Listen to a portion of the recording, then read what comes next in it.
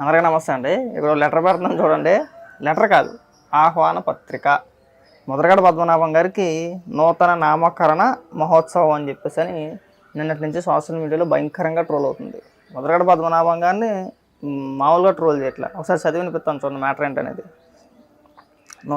అందరికీ నమస్కారం అండి. నూతన నామకరణ మహోత్సవము కాపు సోదర సోదరీమణులందరికీ ప్రత్యేక ఆహ్వానం అండి. మంగళవారం జూన్ 4, 2024 సాయంత్రం 6 గంటల నుండి కిర్లంపూడి, తూర్పుగోదావరి జిల్లా, ఆంధ్రప్రదేశ్. ఏమండి, మరి 2024 సార్వత్రిక ఎన్నికల్లో పవన్ కళ్యాణ్ గారు ఘన విజయం సాధించిన తర్వాత తన పేరును ముద్రగడ పద్మనాభరెడ్డిగా మార్చుకుంటానని మాట ఇచ్చిన పెద్ద ఆయన అతని మాటపై నిలబడతారని మాకు నమ్మకం ఉందండి. కావున అందరూ వచ్చి ఈ మహోత్సవాన్ని జయప్రదం చేయవలసిందిగా మా ప్రార్థన. గమనిక, మీ ఉప్మా కాఫీలు మీరే తెచ్చుకోవాలండి. అదిరిపోయిందండి, మామూలుగా కాదు. నిన్నటి నుంచి ట్రోల్ అవుతుంది. ముందు నేను ఏదో ఫేక్ ఎమ్మెల్యే లెటర్ అని చెప్పేసి అనుకున్నా, కానీ నిజంగానే ట్రోల్ అవుతుంది. జనసేన సోషల్ మీడియా మొత్తం తెగ తిప్పుతున్నారు అలా ఏదైతే ఆహ్వాన పత్రిక ఉందో దాన్ని. అందుకే నేనంట ముద్రగడ గారు నోటితోలు పనిచేయదు. మనకి రాజకీయంగా ఎన్ని విమర్శలు చేసినా పర్వాలేదు, కానీ నేను పేరు మార్చుకుంటాను, ఏలు కోసేసుకుంటాను, కాయ కోసేసుకుంటాను, ఇలాంటి మాటలు మాట్లాడితే అరే పొద్దున్న నువ్వు జనాల్లో తిరగలేము, మనం బయట తిరగలేము. ఇప్పుడు జూన్ 4 తర్వాత మన పరిస్థితి ఏంటి అసలు? పిఠాపురంలో పవన్ కళ్యాణ్ గారి గెలుపు సత్యం, అసలు అందులో తిరుగులేదు. నువ్వు తల్ల కిందలుగా తపస్సు చేసినా వేరే ఆలోచనే లేదు అసలు. భారీ మెజారిటీ అది పక్కా, అది తెలుసు, ఆల్రెడీ చూస్తే తెలిసిపోతుంది అక్కడ మనకి. మరి ఇప్పుడు మన పరిస్థితి ఏంటి? పద్మనాభ రెడ్డి అని పెట్టుకుంటావా, లేదంటే రెడ్డి పద్మనాభం అని పెట్టుకుంటావా? రేపు పొద్దున 10 మంది కుర్రోలో లేదంటే 10 మంది కుర్రోలో కలిసి నీ పేరు మార్తం రా అని చెప్పేసి నీ ఇంటికాడికి వచ్చానికి ఏం చేస్తావు? జనరల్గా నామకరణం చేద్దాందా, అక్కడ అన్ని ఏర్పాట్లు చేసాము, గుడి దగ్గర బడి దగ్గర లేదంటే ఎక్కడొక్కడ ఫంక్షన్ హాల్లోనో. రండి ముద్రగడ పద్మనాభం గారు అని చెప్పేసి మీ ఇంటికాడికి వచ్చారనుకో ఏం చేస్తాం ముద్రగడ? నాకు అర్థం కాదు. అంటే నా పైన దాడికి వచ్చారు జనసేన నాయకులు, జనసేన కార్యకర్తలు, తెలుగుదేశం కార్యకర్తలు అని అప్పుడు కూడా ఇలాగే ఈడుతావా? మనం మాట్లాడిన మాటలే కదా. నేను అందుకే అంటావు, మాట్లాడేటప్పుడు ఒక్కొక్క నిమిషం ముందు వెనక ఆలోచించి మాట్లాడాలి. ఈ పేర్లు మార్చుకుంటున్న వాటి వరకు కూడా నేను ఆ రోజే చెప్పాను నీకు. ఎందుకంటే ముద్రగడ పద్మనాభం అంత వయసు వచ్చింది, రాజకీయ విమర్శలు చేయాలి. నువ్వు ఏదైనా సవాలు విసరాలనుకుంటే రాజకీయంగా విమర్శ చేయొచ్చు, రాజకీయంగా చెప్పొచ్చు. అంతేగాని నేను పేరు మార్చుకుంటాను, ఇంకోటి మార్చుకుంటాను, కాయకోసేసుకుంటాను లాంటి పెద్ద పెద్ద పదాలు మాట్లాడకూడదు. అది రేపు పొద్దున మనం ఆ సమాజంలో తలెత్తుకోలేని పరిస్థితి తీసుకొచ్చుద్ది అని చెప్పేసి మనం విన్నాం. ఒక పక్క ఆ మాట అన్నందుకే కదా మీ కూతురు మీ ముఖంతో బుక్కు నుమ్మేసింది. మా నాన్నగారిని జగన్మోహన్ రెడ్డి రాజకీయంగా వాడుకుంటున్నాడు, కేవలం పవన్ కళ్యాణ్ గారిని తిట్టడానికి మాత్రం వాడుకుంటున్నారని చెప్పేసి మీ కూతురు చెప్పింది. మీ కూతురు మాట్లాడితే మీ కూతుర్ని కూడా అంతే. పిఠాపురంలో వంగగీత గారిని పక్కన కూర్చోబెట్టుకొని ఒక టెంట్ ఒకటి వేసుకొని టెంట్ కింద ప్రెస్ మీట్ పెట్టి ఒక 10 మంది బొగ్గాలు వెనకాల పెట్టేసుకొని మనం మా కూతురు కాదండి, నా ప్రాపర్టీ కాదు. ఇప్పుడు ఆవిడ నా ప్రాపర్టీ కాదండి, వాళ్ళ అత్తరు ప్రాపర్టీ. నేను పెళ్లి చేసి పంపించేసాను కదండి, నాకు సంబంధం లేదని కదంటే ఆ కింద ఉన్న 10 మంది బొగ్గలు కూడా తప్పట్లో ఎలా కొడితే పక్కన వంగగీత గారు నవ్వుతున్నారు. నేను ఆ రోజు కూడా చెప్పాను వంగగీత గారికి, అమ్మ వంగగీత గారు ముద్రగడ పద్మనాభం గారు ఇలా మాట్లాడినప్పుడు కనీసం ఒక మాట అడ్డేసి ఉండాల్సింది.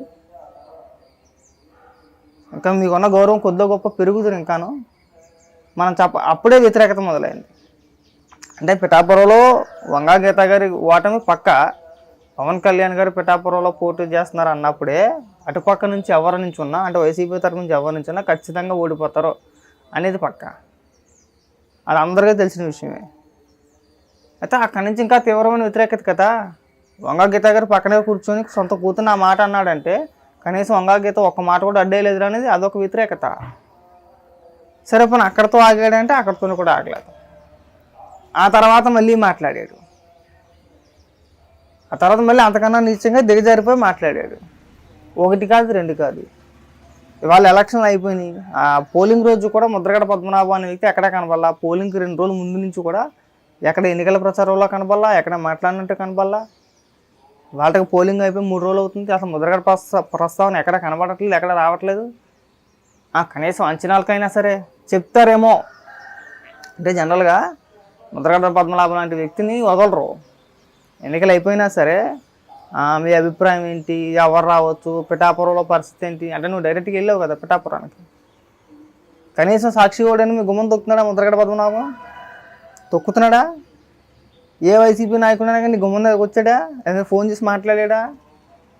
అయిపోయింది, నీ సినిమా అయిపోయింది. అందరి చేత మాట్లాడిపోతున్నారు పిఠాపురం గురించి వంగా గీత గారు మాట్లాడుతున్నారు, ఇంకో కొంతమంది వ్యక్తులు మాట్లాడుతున్నారు. నిన్న మొన్నటి దాకా పిఠాపురంలో నువ్వు గుడ్డలు దించుకున్నావు. కనీసం సాక్షి విలేకరు కూడా నీ కొంప దగ్గరికి రావట్లేదంటే నువ్వు అర్థం చేసుకో. నేను ఆల్రెడీ వాడుకుని పక్కన పెట్టేశారు. ఇవాళ సోషల్ మీడియాలో మన పైన ఘోరమైన ట్రోల్స్. ఖచ్చితంగా నువ్వు పేరు మార్చుకోకపోతే వదిలేలా ఏం కనబడట్లా, ఖచ్చితంగా మార్చుకోవాల్సిందే. అక్కడ ఆల్రెడీ కనబడిపోతుంది కదా. నువ్వు ఏ ఫంక్షనాలో లేదంటే ఏ గుడో బడో లాంటిదో కార్యక్రమం ఒకటి పెట్టుకొని నీట్గా 4-5 పంతులను పిలుచుకొని పెద్దోళ్ళని ఆ నామకరణ కార్యక్రమం ఏదైతే ఉందో ఖచ్చితంగా జరిపించుకోవాల్సిందే. జరిపించుకోకపోతే ఊరుకోరు కూడా. అవసరమైతే జనసేన కార్యకర్తలు అందరూ కూడా మన ఇంటి దగ్గరికి వచ్చి ముద్రగడ పద్మనాభ సింహం గారు బయటికి రండి ఒకసారి, అక్కడ అన్ని ఏర్పాట్లు పూర్తయినాయి, మిమ్మల్ని కూర్చోబెట్టి చక్కగా నామకరణం చేస్తామని చెప్పేసి తీసుకెళ్తారు. ఇప్పుడు రేపు పొద్దున అదే పెద్ద తలనొప్పి మనకి. అక్కడ దాకా తెచ్చుకోకుండా శుభ్రంగా సింపుల్గా రేపో ఇవాళో నీకు వీలు కుదిరితే ఎల్లుండో పోనీ ఎప్పుడోకప్పుడు ఒక ప్రెస్ మీటో లేదంటే ఒక లేఖో లేదంటే ఒక సెల్ఫీ వీడియోనో ఒకటి రిలీజ్ చేయి. ఏమని రిలీజ్ చేస్తామంటే మనకు అలవాటేగా, అందరికీ నమస్కారం అండి, అప్పుడు ఏదో నోటితోల కొద్దీ అలా మాట్లాడేసానండి, పేరు మార్చుకుంటాను అది ఇది అని చెప్పేసి అని. కానీ నాకు కులాభిమానం ఎక్కువ అండి. నా వెనకాతలు వేరే కులం అని చెప్పేసాను రెడ్డి అని ఇంకోటను తగిలించుకోలేనండి. అది నేను అవమానంగా ఫీల్ అవుతానండి. దయచేసి మీరు పెద్ద మనసు చేసుకొని నేనేదో నోటితోలతోనో తొందరపడో ఒక మాట జారాడని చెప్పేసి అని భావించి ఆ విషయాన్ని అక్కడితో వదిలేయండి. నేను పేరు మార్చుకున్నానంటే కులం మార్చుకున్నానంటే నాకు ఆ విషయం ఇష్టం లేదు. నాకు అది ఇష్టం లేదు. నేను పేరు మార్చుకోదలుచుకోలేదు అని ఒక లేఖ రాస్తారో లేదంటే ఒక వీడియో మాట్లాడతారో అంటే క్షమాపణ కోరినట్టుగా ఓ లేఖ ఒకటి రాస్తే బాగుంటుంది. ఈ మ్యాటర్ని ఇక్కడితో వదిలేస్తారు.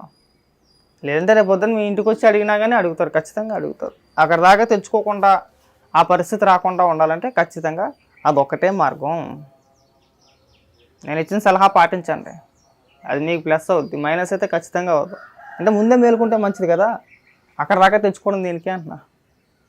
మళ్ళీ అందరూ వచ్చి మీ ఇంటిగా నినాదాలు చేసి నువ్వు బయటకు వస్తావు రావా మేము పేరు పెడతాము అంటే నువ్వు పెట్టుకునేది వేరు, వాళ్ళు పెట్టేది వేరు. వాళ్ళు పెట్టాలనుకుంటే రకరకాల పేర్లు పెడతారు, నీచంగా ఉంటాయి, చండాలంగా ఉంటాయి.